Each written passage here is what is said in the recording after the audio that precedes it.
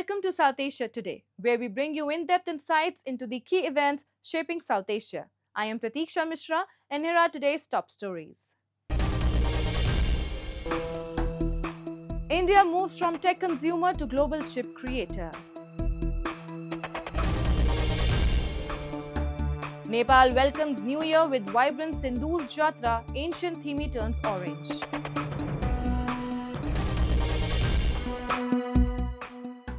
The Amar Dam affectees protest over denied rights in POGP. Let's begin the show. India is fast emerging as a global semiconductor powerhouse with major investments, policy push, and strategic partnerships driving the transformation. New chip manufacturing plants, growing domestic capabilities, and reduced reliance on imports are reshaping the tech landscape. Backed by government initiatives and global demand, India is positioning itself at the heart of the semiconductor supply chain, signaling not just self-reliance but a bold leap toward becoming a world leader in next-generation technology. The launch of India's second semiconductor plant at Sanand in Gujarat, set up by Kaynes Technology India Limited, marks a powerful shift in the country's industrial playbook. This is not just optics, it's a serious, large-scale capacity building in one of the world's most crucial tech sectors.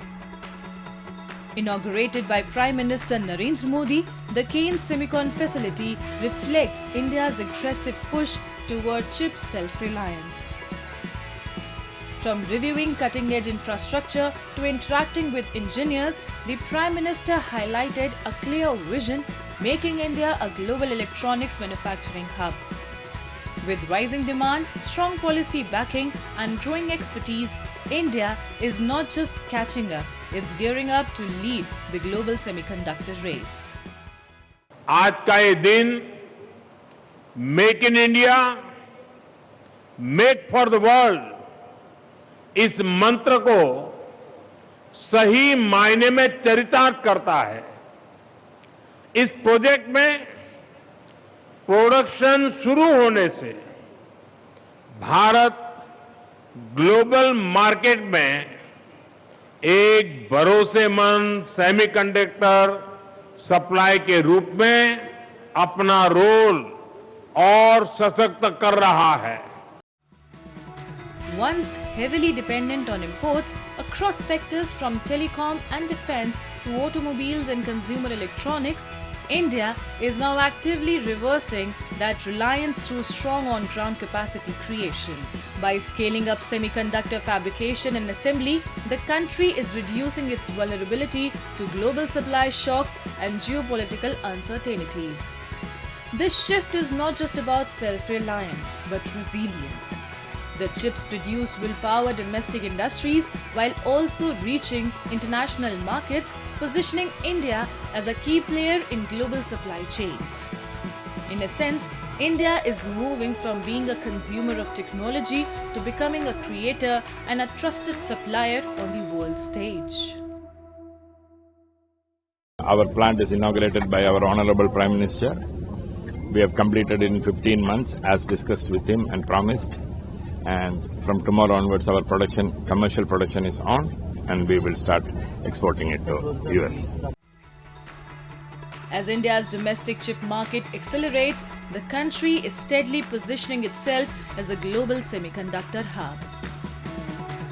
India's semiconductor market, valued at roughly 45 to 50 billion US dollars in 2024-25, is projected to double to 100 to 110 billion US dollars by 2030, transforming the nation into both a major manufacturing base and a reliable global supplier.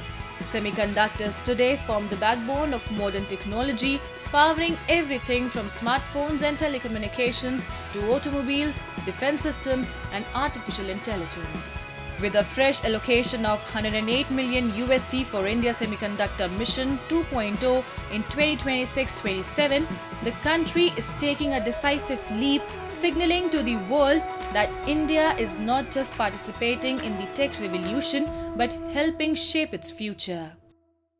We have to win on quality, we have to win on cost, then only we'll be able to sustain and make that position in the entire world. As global demand surges, India's semiconductor push is no longer just ambition, it's execution at scale. With strong policy, talent and infrastructure, India is set to redefine global supply chains and emerge as a trusted leader in the digital future.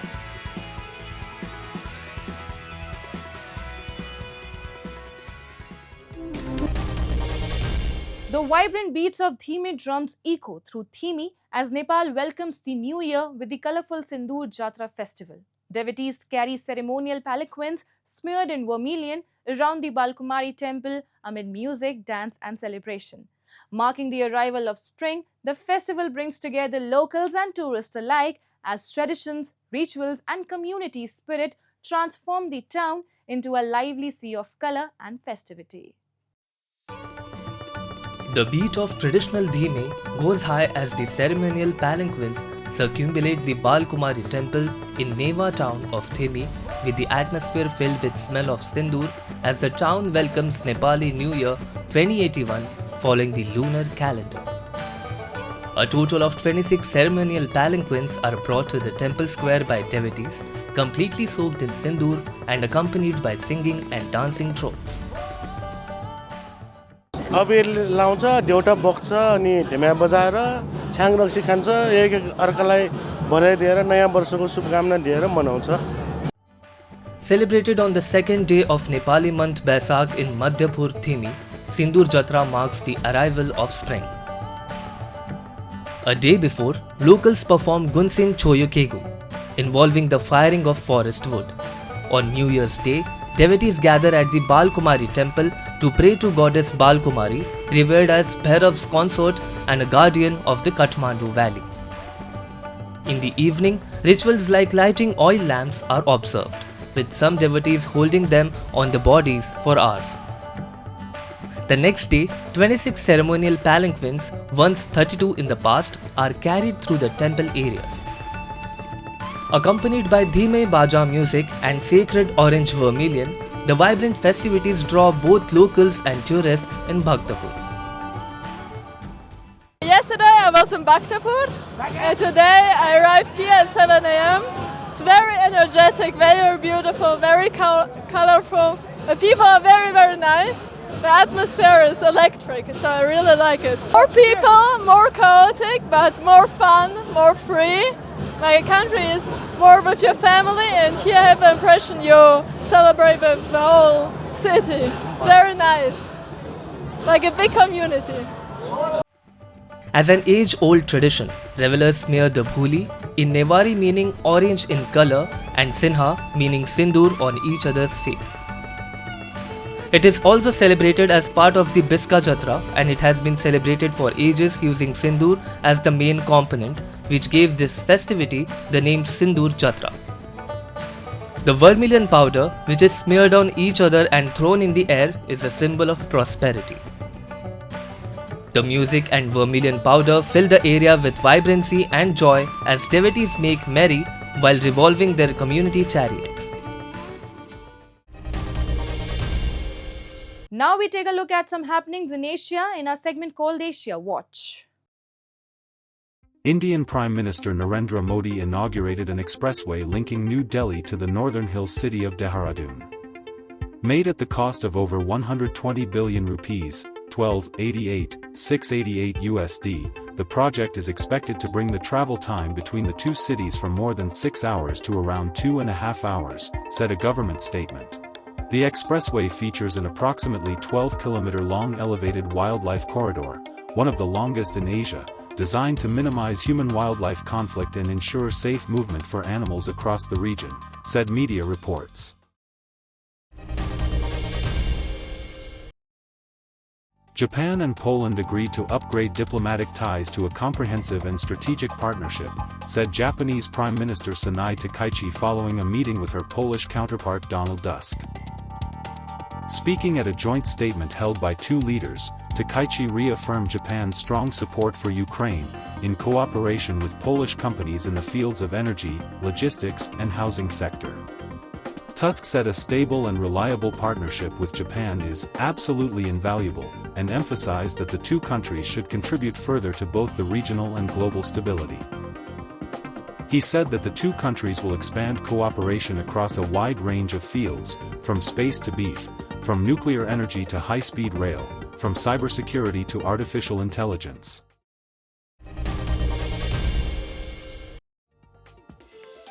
Mohammad Rafiq sat quietly in his hut at Kutupalong refugee camp in Bangladesh, his scarred arm a grim reminder of the ordeal that nearly claimed his life.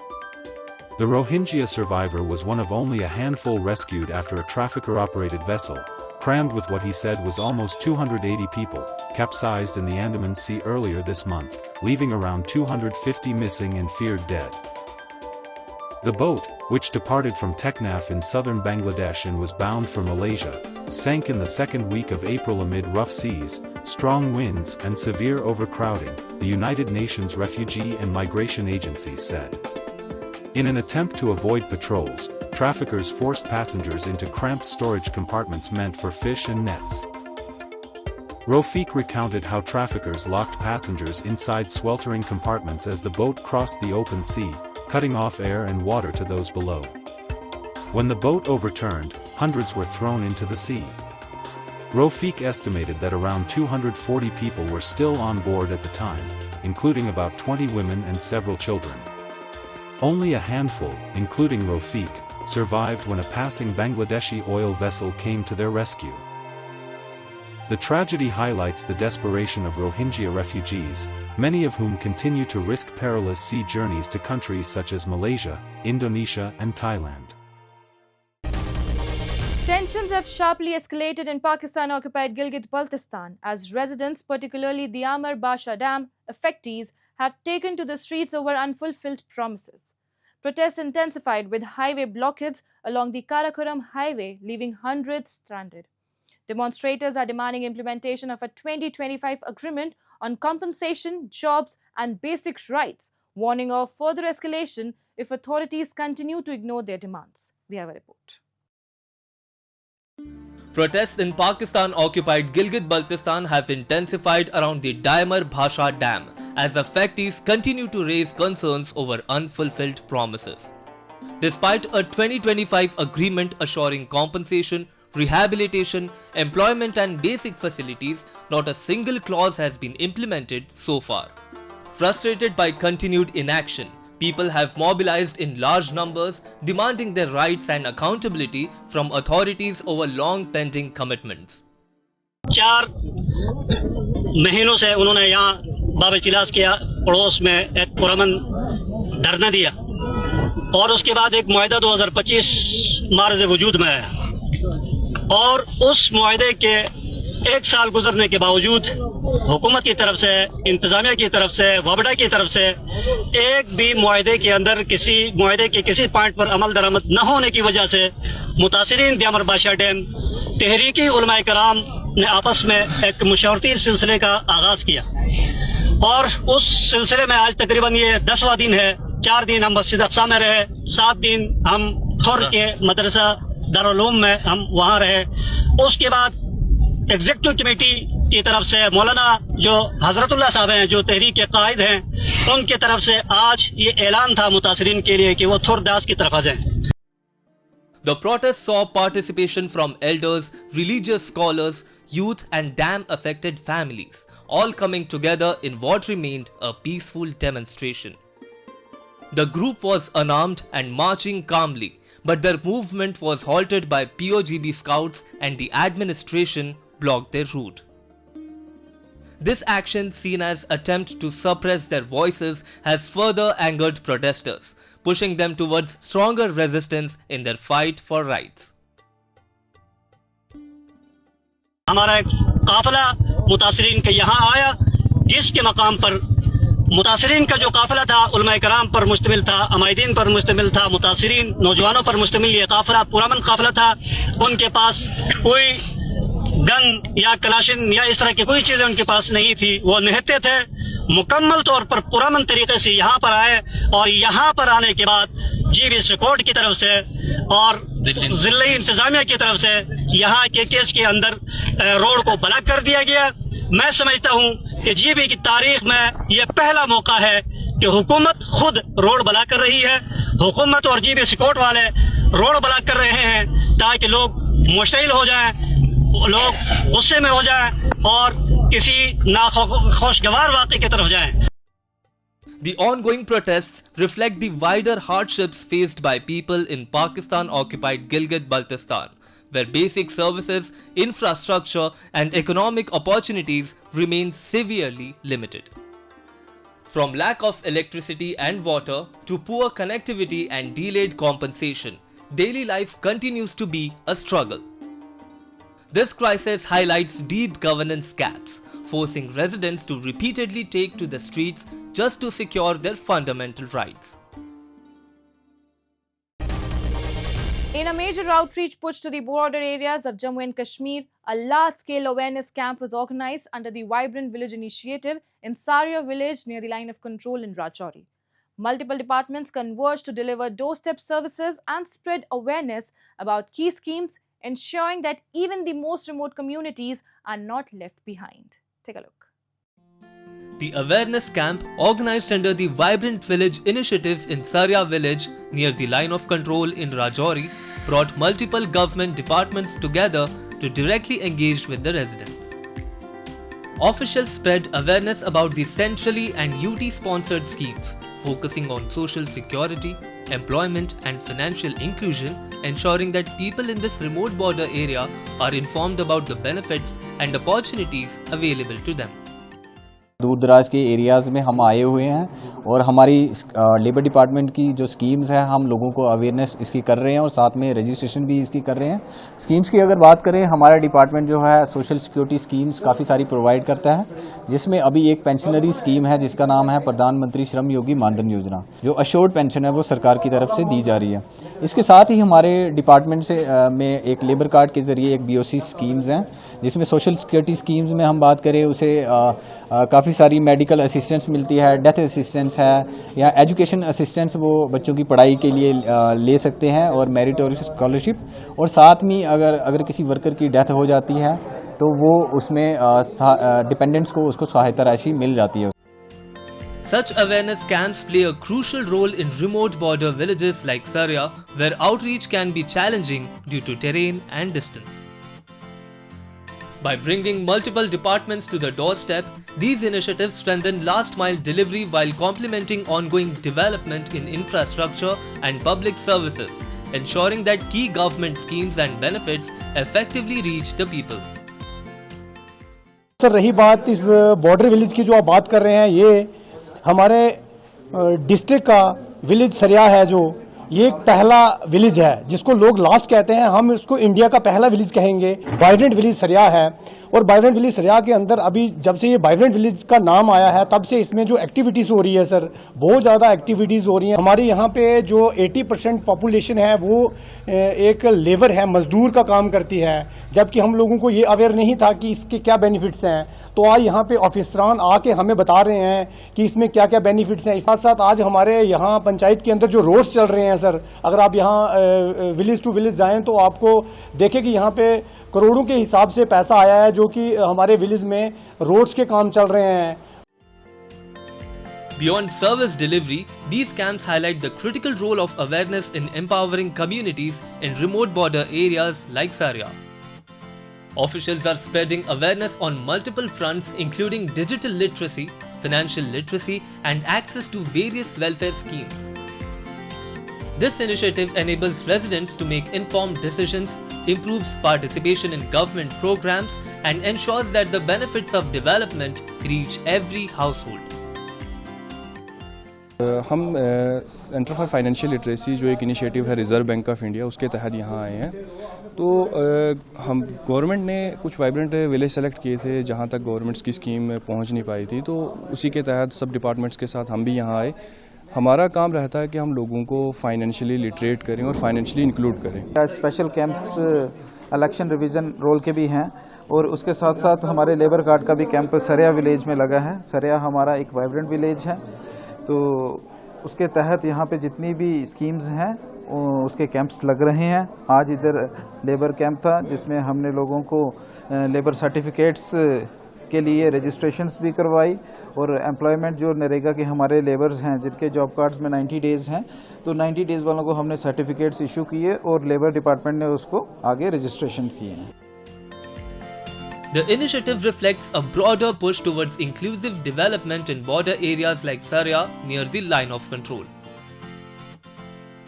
With improved infrastructure, better connectivity and enhanced public services, sustained efforts by the Jammu and Kashmir administration and the central government are transforming remote villages.